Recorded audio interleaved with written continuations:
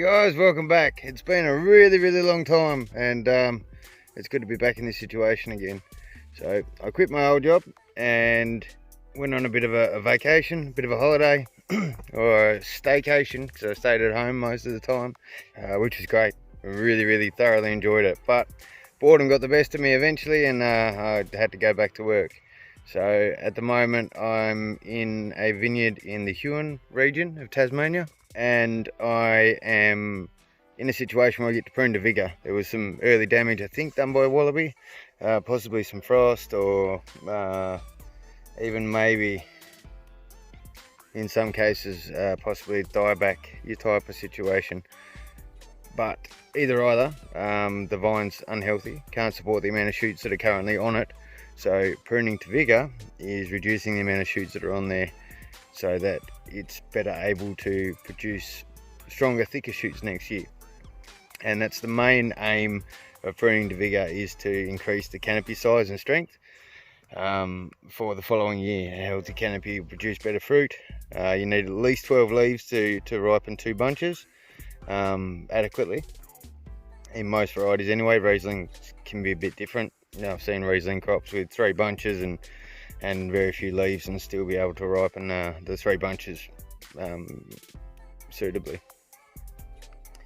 Anyway, we'll walk through quickly how to prune to vigour. Here we go. Yeah, so here's a vine that's really struggled to ripen the shoots that are on it, or to push the growth into the shoots that are on it.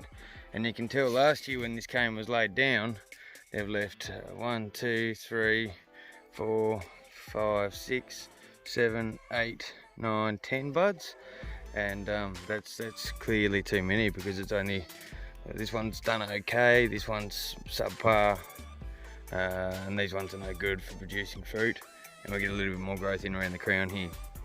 So what we do to increase the canopy size for next year is reduce the total amount of buds. So it seems to have managed about 6. Well, we've got 2, 4, 5, maybe 6 shoots for next year. So what we'll do is we'll leave 1 cane with 6 and a replacement spur with 2. So I'll come back here. This one looks pretty healthy and it's tending in the right direction, so we'll leave this one for the main cane, and I'm going to trim this back.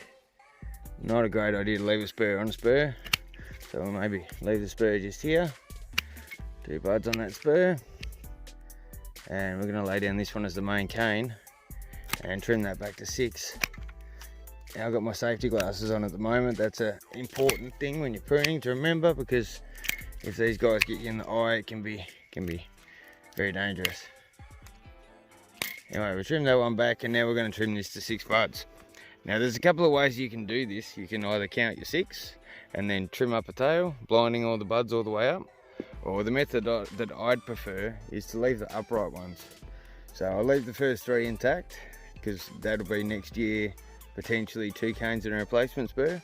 So I always leave the first 3 intact, and then with the 4th one I'll blind him off. Blind this one off too, because it's on the underside. We'll put this one as number 4, and then blind this one off.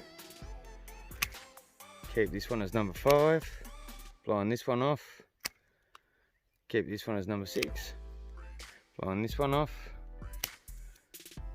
and this will be number 7, and we'll cut through number 7.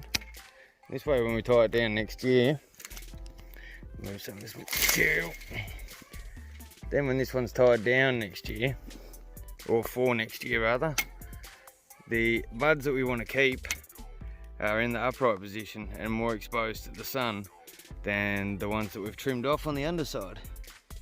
If the camera will focus. There we go, that's better.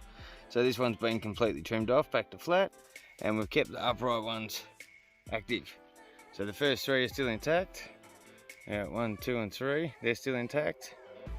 Then they've been blinded, but we're keeping the upright ones there. There's number 4, number 5, that one's been blinded, number 6. And this spaces the growth along the cane, spaces out the shoots better, and overall it's just a better way to prune than to leave a big tail that tends to die. So if I kept the first 6 on this, kept the first 6 and then blind all the rest all the way up, creating a tail, then there's a good chance that tail will die. So you're better off to space them. Take the opportunity to space them. You get these buds that are more exposed to the sun. They tend to do better when they're exposed to the sun. And that's the gist of pruning to vigour. And it works on the opposite end of the scale too. If you've got a vine that is doing too well and it's producing really big bull canes, and it seems to be overloaded in fruit, and it can turn into a vegetative cycle where it would opt to grow more foliage, more canopy, more leaves, more laterals, more tendrils than bunches. In fact, it'll normally throw a tendril instead of a bunch if it gets into that high vigour vine cycle.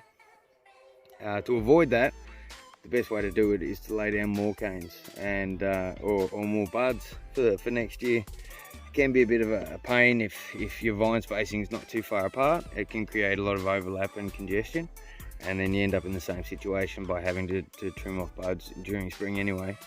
A couple of ways to avoid that is to run another trellis wire and use a system like Scott Henry, where you're laying down 4 canes and effectively twice the amount of buds. Or you can arch cane, which will allow you to leave more bud numbers because you're arching up and over. The internodes become closer together when you arch it. So if you can imagine this internode spacing right here, because it's along the wire, they're reasonably far apart, but if I was to angle it down and they both grow upright, that spacing now is much closer together. So I could lay a higher number of buds by arch caning, because the internode space effectively becomes closer than it is if it's just laid along the wire. So that's another way that you can potentially lay down more buds if you're limited by vine spacing. Anyway, any questions, leave it down in the comments. If you enjoyed this content, please consider liking and subscribing, and I appreciate your time, and I'll see you guys on the next video.